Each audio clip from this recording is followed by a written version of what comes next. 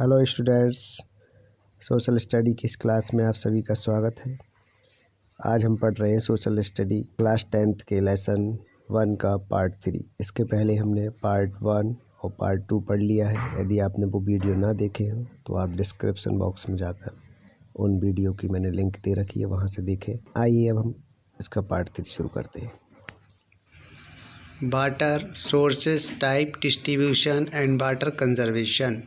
पानी के स्रोत, उसके प्रकार, वितरण और जल संरक्षण। जल एक प्रेशियस संपदा है हमारी और मूलभूत आवश्यकताओं को पूर्ण करती है और हमारे इस अर्थ पर लगभग 70% एरिया जल है। जल के जो मेन 4 सोर्सेस हैं वो हैं surface water, ground water, atmospheric water और ओशियन वाटर। जो पानी होता है वो अर्थ सरफेस पर आता है वर्षा के जल से या बर्फ़ के पिघलने से, और जो बारिश का पानी होता है उसमें से कुछ जल जो वाटर होता है वो बहकर तालाबों और झीलों में इकट्ठा हो जाता है और अधिकांश पानी बहकर नदियों में चला जाता है जो बाद में ओशियंस और सी वगैरह में पहुंच जाता है।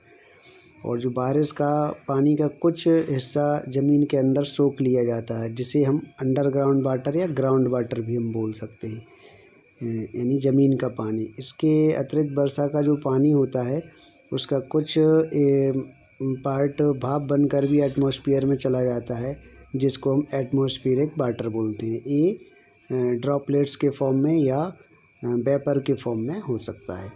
तो सबसे पहले हम देखते हैं सरफेस वाटर।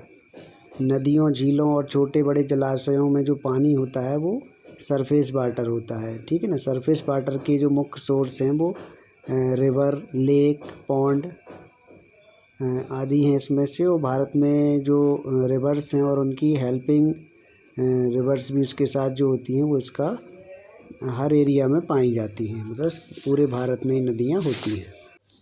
रिवर्स और उसकी ट्रिब्यूटरीज से जो रिवर्स होती हैं वो इंडिया के ऑल पार्ट्स में पाए जाते हैं, इसलिए भारत के पूरे एरिया की सिंचाई करते रहते हैं और जल की उपलब्धता कराते रहते हैं। भारत के टोटल सरफेस वाटर का लगभग 60% 3 प्रमुख इम्पोर्टेंट जो नदियां हैं सिंधु, गंगा और ब्रह्मपुत्र में से होकर ही बहता है।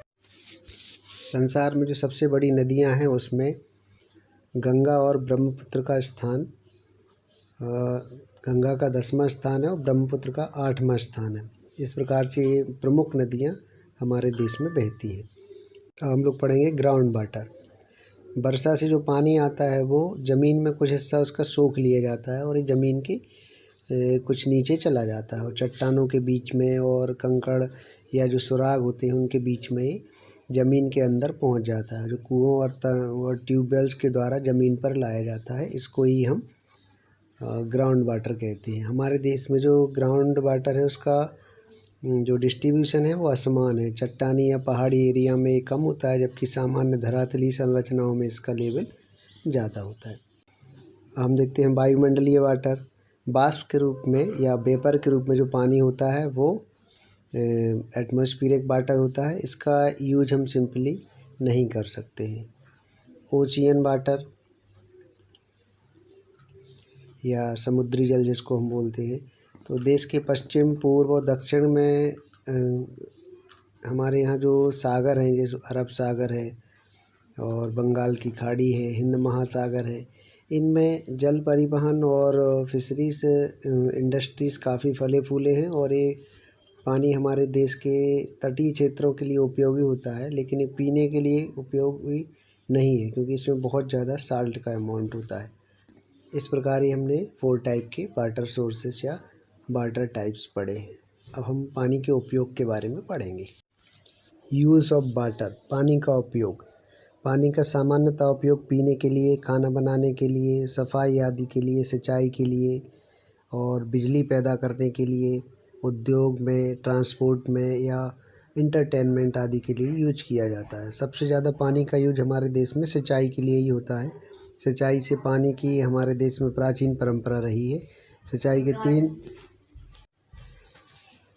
इरिगेशन के जो 3 प्रमुख साधन हैं उसमें से नहरें हैं और कुएं या हैंड पंप, ट्यूबवेल्स हैं और तालाब हैं। ये 3 इम्पोर्टेंट सोर्स हैं जो हमारे देश में सिंचाई के लिए यूज होते हैं। Problem and conservation of water resources. हमारे देश में जो वाटर रिसोर्सेज हैं उनकी अनेक प्रकार की समस्याएं हैं। हमारे वाटर रिसोर्सेज के अवेलेबिलिटी सीमित है। स्वतंत्रता के समय हमारे देश में पर्याप्त मात्रा में वाटर रिसोर्सेज थे, किंतु हमारे देश में पॉपुलेशन का जो एक्सप्लोजन हो रहा है यानी विस्फोट हो रहा है, उसके कारण धीरे धीरे हमारे देश में पानी की अवेलेबिलिटी कम होती जा रही है।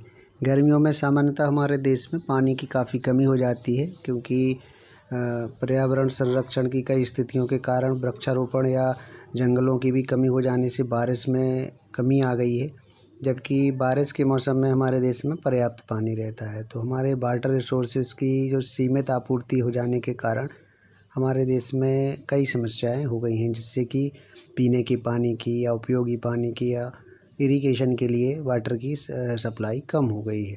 तो इसके लिए कुछ कदम उठाए जाने चाहिए। इसके सबसे इम्पोर्टेंट है हमें रेन वाटर को कलेक्ट करके उनको नहरों में, नदियों में, तालाब में कलेक्ट करना होगा। और छोटे बड़े सभी प्रकार की जो नदियां हैं जो जल के को कलेक्ट करती हैं, उनका साइंटिफिक मैनेजमेंट करना होगा, ताकि ज़्यादा से ज़्यादा पानी समुद्र की ओर ना जाए और उसका उपयोग हो सके हमारे देश के तालाबों को और नहरों को भरने में। और साथ ही वाटर को पॉल्यूशन से भी बचाना होगा, जिससे उपयोगी पानी की उपलब्धता बढ़ती रहेगी। चलिए अब हम देखते हैं फॉरेस्ट एंड वाइल्ड लाइफ, इसकी उपयोगिता क्या है, यूजेस एंड कंजर्वेशन। फॉरेस्ट वो एरिया है जहाँ पर लैंड एरिया जहाँ पर बहुत ज़्यादा अमाउंट में ट्रीज़ उपलब्ध होते हैं, उसको हम फॉरेस्ट बोल सकते हैं। हमारे जो फॉरेस्ट जो संपदा है वो बहुत ही अमूल्य है। तो इस एक बहुत ही इम्पोर्टेंट नेचुरल रिसोर्सेस है। अनुमान के हिसाब से हमारे अर्थ का लगभग 25% अभी फॉरेस्ट से कवर्ड है। Natural vegetation depends on the location on area. किसी भी एरिया में कौन प्रकार के पेड़ पौधे हैं, वहाँ के एरिया, क्लाइमेट, सॉइल और उसके डिस्ट्रीब्यूशन के आधार पर डिपेंड्स होती है कि वहाँ किस टाइप के प्लांट्स हो सकते हैं और किस टाइप का फॉरेस्ट एरिया हो सकता है। Variety of forest are found in the India due to variety climate condition and even topography. हमारे देश में बहुत प्रकार की ज़मीनी असमानताओं और स्थितियों के कारण वेरियस टाइप की फॉरेस्ट उपलब्ध हैं। ठीक है। According to botanical survey of India, हमारे देश में बॉटनिकल सर्वे ऑफ इंडिया के हिसाब से 47,000 पेड़ पौधों की वेराइटीज़ हैं और 5,000 टाइप्स तो ऐसे हैं जो केवल भारत में ही उपलब्ध है, यानी किसी अन्य देश में वो नहीं है। तो 5,000 प्रकार की ऐसी वेराइटीज़ है। ये एवरेज है, अनुमानता है, इससे थोड़े बहुत कम या ज़्यादा हो सकते हैं। तो टाइप ऑफ फॉरेस्ट को हम देखते हैं। Tropical evergreen forest, monsoon forest, इसमें वेट मानसून फॉरेस्ट और ड्राई मानसून फॉरेस्ट हैं। Dry tropical forest, forest of delta region और हिमालयन फॉरेस्ट। इस टाइप से 5 टाइप के फॉरेस्ट एरियाज हैं। और आप लोगों ने पिछली क्लासेस में इन फॉरेस्ट और इनके अंदर उपलब्ध वाइल्ड लाइफ के बारे में पढ़ा होगा। अब हम पढ़ेंगे importance of forest to national economy. भारतीय अर्थव्यवस्था में वनों का क्या महत्व है। हमारे देश में जो फॉरेस्ट संपदा है वो लगभग 20.64% टोटल एरिया का है, यानी हमारे विश्व का लगभग 1.7% पूरे वर्ल्ड का है। और लगभग एवरेज पर पर्सन 0.11 हेक्टेयर फॉरेस्ट एरिया हमारे देश में है। और यहाँ पर वेरियस टाइप के जो फॉरेस्ट पाए जाते हैं उनका डिस्ट्रीब्यूशन भी लगभग अनइवन है। और जंगलों में जो हार्ड वुड है और ट्रीज हैं वो भी वेरियस टाइप के पाए जाते हैं। आइए हम इसकी स्टडी करते हैं। According to P.H. Chatterwork, forest are the national wealth and are very necessary for civilisation. They not only provide wood but also provide variety of raw materials, fodder and generate national income. There indirect benefits are very important. हमारे देश में जो forest है वो एक राष्ट्रीय संपदा है, ऐसा उन्होंने कहा। ये हमको लकड़ी प्रदान करते हैं और कई प्रकार के कच्चे माल, पशुओं के लिए चारा, राज्य या स्टेट के लिए इकोनॉमिक इनकम, और हमको डायरेक्ट और इनडायरेक्ट रूप से काफ़ी हेल्प करते हैं और इकोनॉमिक हेल्प भी करते हैं। According to naturalist Wakan, big at oxygen barter board and capacity to prevent soil erosion from forest. Plantation is not only economically useful but also important for clean environment. उन्होंने कहा कि पेड़ों से हमें oxygen, पानी और भोजन आदि उपलब्ध होता है और प्लांटेशन हमारे लिए इकोनॉमिक दृष्टि से काफ़ी फ़ायदेमंद है और ये हमारे एनवायरनमेंट को क्लीन और सेफ़ रखता है, इसलिए प्लांटेशन बहुत ज़रूरी है। डायरेक्ट बेनिफिट्स फ्रॉम फॉरेस्ट, यहाँ कुछ बेनिफिट्स हैं, मैं आपको बता देता हूँ। फॉरेस्ट प्रोवाइड वुड्स, फॉरेस्ट से हमें वेरियस टाइप की वुड्स मिलती है। Forest provide minor forest product, छोटे मोटे या जो साइड के सहायक प्रोडक्ट्स हैं फॉरेस्ट से, वो भी हमको मिलते हैं, जैसे लाख मिलता है, गोंद मिलती है, शहद, ठीक है ना, कत्था वगैरह, tannin, resin, Honey, wax, bamboo आदि मेडिसिनल प्लांट्स वगैरह भी इससे हमको मिलते हैं। Forest provide material for basic industries, हमारे आधारभूत उद्योगों के लिए भी मटेरियल फॉरेस्ट से ही मिलते हैं, जैसे लकड़ी, घास, बांस, चीड़, स्प्रूस और सफ़ेद सनोवर आदि ऐसी कुछ, या फिर मैच स्टिक, लाख, ये सारे मटेरियल्स भी हमें इंडस्ट्री के लिए फॉरेस्ट से ही मिलते हैं। जानवरों के लिए चारागाह भी उपलब्ध होते हैं। रोज़गार प्राप्ति में भी हमारे जो एम्प्लॉयमेंट के लिए जो होते वन का 7.8 करोड़ व्यक्तियों को लगभग इससे रोज़गार मिलता है। हमारा फॉरेन एक्सचेंज यानी विदेशी मुद्रा प्राप्ति में भी ये काफ़ी हेल्प है। हमारे देश से तारपीन, लाख और चंदन आदि की लकड़ियाँ और अन्य फॉरेस्ट मटेरियल विदेशों को भेजे जाते हैं। Help in small scale industries, छोटे उद्योगों में जैसे तेंदूपत्ता, बेंत, शहद, मोम आदि के लघु उद्योगों में भी ये हेल्प करता है।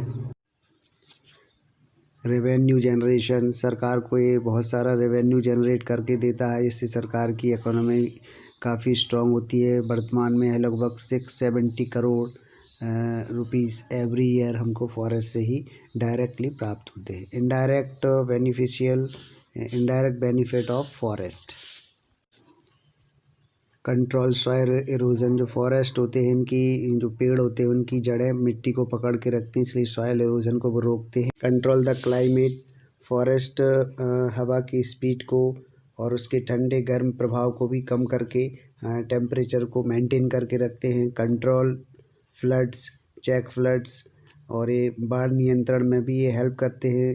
तेज़ बाढ़ आने की स्थिति में पेड़ जो होते हैं मिट्टी के कटाव को रोकते हैं और पानी के बेग को भी कम करते हैं। Control expansion of desert area, एक रेगिस्तानी एरिया में डेजर्ट को आगे बढ़ने से रोकते हैं। रेन वेयर्स, ये पानी को वर्षा करवाने में सहायक होते हैं। इंक्रीज वाटर लेवल, ये ज़मीन के पानी के लेवल को बढ़ाने में भी हेल्प करते हैं। कंट्रोल फर्टिलिटी, ये इंक्रीज सॉइल फर्टिलिटी, ये सॉइल की फर्टिलिटी भी बढ़ाते हैं। पेड़ पौधों की पत्तियाँ, टहनियाँ, रूट्स वगैरह ज़मीन में गिर के सड़ जाती हैं और उससे उनकी मिनरल्स मिट्टी में मिल जाती है, इससे उनकी फर्टिलिटी बढ़ती है।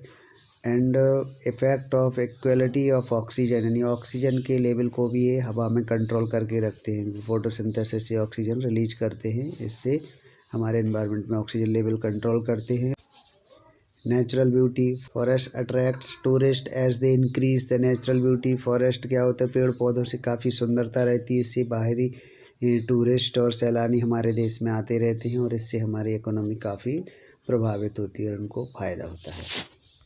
Conservation of forest in India, Bharat में वनों का संरक्षण की शुरुआत 1894 में ब्रिटिश गवर्नमेंट में की गई थी और वहाँ पर इसके 2 मेन जो एम्स थे, वो जो उद्देश्य थे मुख्य, वो थे revenue collection and conservation of forest, यानी पैसे या धन की प्राप्ति और साथ ही फॉरेस्ट से का कंजर्वेशन करना। तो इसके अंतर्गत स्वतंत्रता प्राप्ति के बाद भी हमारे देश में 1950 में एक सेंट्रल बोर्ड, अंग्रेज़ों ने सारे स्टेट्स में फॉरेस्ट डिपार्टमेंट की स्थापना की थी, लेकिन 1950 में सेंट्रल बोर्ड जो हमारे स्वतंत्र देश की सरकार ने बनाए और सारे एरियाज़ में जो 4 मेन पॉइंट्स इसके अंदर जो डिसाइड किए थे वो थे: forest area should be increase, जंगलों को बढ़ाना टू 33.3% तक, साथ ही फॉरेस्टेशन, नए वनों को लगाना, प्रोटेक्शन ऑफ फॉरेस्ट, वनों को सुरक्षित करना, और साथ ही फॉरेस्ट्री रिसर्च, वनों के संबंध में अनुसंधान करना। ये कुछ मुख्य बिंदु या 4 बिंदु इसके अंतर्गत थे। 7 दिसंबर 1988 को नई नीति यानी न्यू पॉलिसी डिसाइड की गई थी, जिसके मेन उद्देश्य थे protection, conservation and development of forest. तो इस प्रकार से पॉलिसी कुछ मुख्य बातों के पर आधारित थी। आइए हम देखते हैं। Maintenance of environmental stability through preservation and restoration of ecological balance.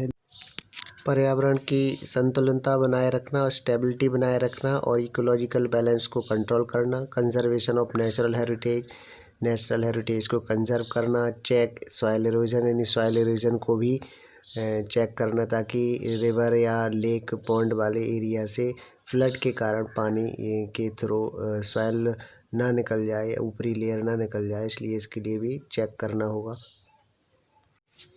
Forest को, जंगलों को कटाई से बचाना होगा हमको। फॉरेस्ट की स्टेबिलिटी और प्रोडक्टिविटी भी हमको बढ़ानी होगी। डिफॉरेस्टेशन जैसे प्रोग्राम जो है उनको ख़त्म करना होगा। साथ ही फॉरेस्ट्री प्रोग्राम को कंटिन्यू करना होगा और फॉडर या चारागाह क्षेत्र के अतिरिक्त चराई या जो एक्स्ट्रा उनके ऊपर बर्डन होता है उसको कम करना होगा। और साथ ही हमको जंगल में आदिवासी और गरीबों आदि को पारंपरिक हक उनको देने होंगे, ताकि हमारे पेड़ पौधों का कंजर्वेशन हो सके। 1988 की नेशनल फॉरेस्ट पॉलिसी को एक्टिव करने के लिए 1999 में 20 year national forest action programme launch किया गया। साथ ही कुछ संगठन, संस्थाएं और प्रोग्राम भी हमारे देश में चलाए जा रहे हैं, इनके बारे में हम देख लेते हैं। Establishment of central forest commission, इसका 1965 में इस्टेब्लिशमेंट किया गया।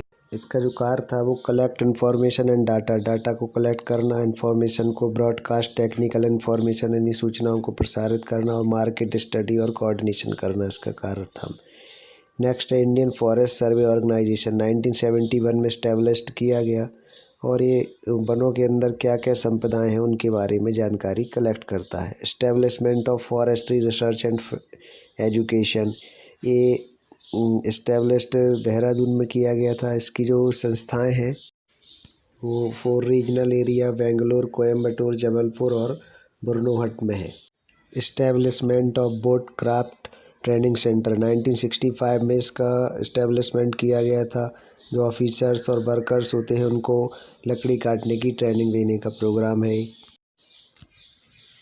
स्टेट फॉरेस्ट डेवलपमेंट कॉरपोरेशन, इसको कटिंग ऑफ फॉरेस्ट की जो ठेकेदार की या कॉन्ट्रैक्टर की प्रथा थी उसको समाप्त करते हुए कॉरपोरेशन डेवलप किए गए। वो कॉरपोरेशन ही अब स्टेट लेवल पर फॉरेस्ट की कटिंग का काम करते थे। Indian institute of forest management, 1978 में अहमदाबाद में स्वीडिश कंपनी के सहयोग से इसका इस्टेब्लिशमेंट किया गया था। 1980 में भारत सरकार ने फॉरेस्ट कंजर्वेशन एक्ट लागू किया। इसमें किसी भी प्रकार की भूमि को कृषि भूमि में परिवर्तित करने का प्रावधान निश्चित किया गया, यानी कोई भी वन भूमि को सरकार की अनुमति के बिना कृषि भूमि में परिवर्तित नहीं कर सकते थे। सरकार ने वनों को 4 मेन कैटेगरीज में डिवाइडेड किया: protected forest, national forest, village forest और ट्री ग्रुप। इस टाइप से 4 कैटेगरीज में डिवाइड किया गया। और प्रबंधन की जो दृष्टि से वनों के 3 क्लास भी इसमें डिसाइड हुए: reserve forest 52%, protected forest 32% and unclassified forest 16%। इस टाइप से भारत सरकार ने डिसाइड किया। वन महोत्सव 1950 में KM मुंशी ने, कृषि मंत्री जो थे तत्कालीन भारत के, वन महोत्सव अधिक वृक्ष लगाओ और का आंदोलन स्टार्ट किया था, और हर वर्ष 1 से 7 जुलाई तक वन महोत्सव मनाया जाता है। सोशल फॉरेस्ट्री विश्व बैंक से सहायता प्राप्त वृक्षारोपण करना, फॉरेस्टेशन, एग्रीकल्चरल लैंड को डेवलप करना, वानिकी विस्तार आदि, इनके शहरी क्षेत्रों में भी पेड़ पौधे आदि लगाना, रेल लाइन के किनारे फॉरेस्टेशन करना, इस टाइप का काम इसके अंदर था। हर बच्चे को एक पेड़ निश्चित रूप से लगाना चाहिए, ऐसा उनके स्कूलों में भी नारा विकसित किया जाना चाहिए। जॉइंट फॉरेस्ट मैनेजमेंट, ये प्रोग्राम प्रैक्टिस में 21 स्टेट्स में आया हुआ है। लगभग 70 lakh hectares of degraded forest in the country are being manage. इसमें लगभग 70 लाख हेक्टेयर जो ज़मीन है क्षेत्र की दृष्टि से वनों के विकास हेतु लगभग 35,000 ग्रामीण वन सुरक्षा समितियों की स्थापना की गई है, जो इसमें फॉरेस्टेशन करने का काम। फॉरेस्ट फायर कंट्रोल प्रोजेक्ट, इस प्रोजेक्ट का इस्टेब्लिशमेंट वनों में लगने वाली आग की रोकथाम और इसके कारण जानने के लिए किया गया था। चंद्रपुर महाराष्ट्र एवं हल्द्वानी नैनीताल उत्तराखंड में UNDP के सहयोग से किया गया था। इसमें आधुनिक अग्निशमन यंत्र नियंत्रित करने की प्रणाली प्रकार होता है और देश के 10 राज्यों में चलाई जाती है। Wild life and endangered species, इंसान ने जितनी प्रगति करता गया है उसके साथ उसको संसाधन की अतिरिक्त आवश्यकता हुई, उसने फॉरेस्ट को काटे, इसलिए वन प्राणी वाइल्ड लाइफ काफ़ी खतरे में पहुंच गए हैं। उनके बॉडी से प्राप्त होने वाले दांत, उनका चमड़ा, उनके नाखून, बाल, इनके लिए भी उनका काफ़ी शिकार किया जा रहा है, इसलिए जानवर खतरे में पहुंच रहे हैं। इन खतरे में हो जाने के कारण हमारा इकोसिस्टम है वो अनबैलेंस हो गया और इससे हमको काफ़ी दिक्कतें खड़ी हो रही हैं। अब हम जानेंगे कि वाइल्ड लाइफ कंजर्वेशन के क्या उपाय हैं जो गवर्नमेंट करती है। Safe guard the national habitat of the wild life की हमको नेशनल हैबिटेट या उनके रहने के स्थान सुरक्षित करने होंगे। हंटिंग शुड बी रेस्ट्रिक्टेड, शिकार को रोका जाना चाहिए। Establishment biosphere reserve in the forest areas में बायोस्फीयर रिजर्व को स्थापित करना चाहिए। Educating public for environment and protection at levels of education, जनता को एनवायरनमेंट के लिए एजुकेट किया जाना चाहिए, अवेयरनेस किया जाना चाहिए, उसकी अपने देश की संस्कृति उनमें अच्छे से विकसित की जानी चाहिए ताकि वो वाइल्ड लाइफ को प्रोटेक्ट कर सके। Implementation of wild life management programme जो है उनका इम्प्लीटेशन भी किया जाना आवश्यक है। यहाँ पर एक लिस्ट है rare species of national park sanctuaries, कुछ नेशनल पार्क्स और सेंचुरीज हैं और उनके अंदर कौन सी रेयर स्पीसीज को कंजर्व किया गया है। ये आपके पढ़ने के लिए है, आपको इसको पढ़ना होगा और याद करके भी इसको रखना होगा। टाइगर एंड एलिफेंट प्रोजेक्ट, ये ऐसा प्रोजेक्ट 1973 में टाइगर को प्रोजेक्ट करने के लिए, यानी टाइगर को सेव करने के लिए और साथ ही हाथियों को सेव करने के लिए चलाया गया था। अभी देश के लगभग 14 स्टेट्स में ये एलिफेंट कंजर्वेशन प्रोजेक्ट चलाया जा रहा है। इससे हमारे टाइगर और एलिफेंट्स के प्रोटेक्शन में काफ़ी हेल्प मिली है। हमारे कई नेशनल पार्क्स में भी टाइगर प्रोजेक्ट्स काफ़ी अच्छे से चलाया जा रहा है। Biosphere reserve are established in the country to conserve the ecosystem and preserve the biological diversity. Biosphere जो रिजर्व है उसका एस्टेब्लिशमेंट कंट्री में कंजर्व इकोसिस्टम को कंजर्व और प्रिजर्व करने के लिए बनाया जाता है, यानी बायोस्फीयर बनाए जाते हैं। हमारे देश में अभी 14 biosphere reserves have been established in the country. हमारे देश में लगभग 14 बायोस्फीयर रिजर्व अभी इस्टेब्लिश किए गए हैं और वो कार्य कर रहे हैं। इस प्रकार ये लेसन समाप्त होता है रिसोर्सेज ऑफ इंडिया पार्ट 1। आशा है आपको अच्छे से समझ में आया होगा। यदि कोई भी समस्या आपको हो आप कमेंट्स बॉक्स में पूछ सकते हैं, ठीक है। इसके क्वेश्चन आंसर आप करने का प्रयास करिए, मैं उसका भी वीडियो बना के आपको सेंड कर दूँगा। Okay, bye.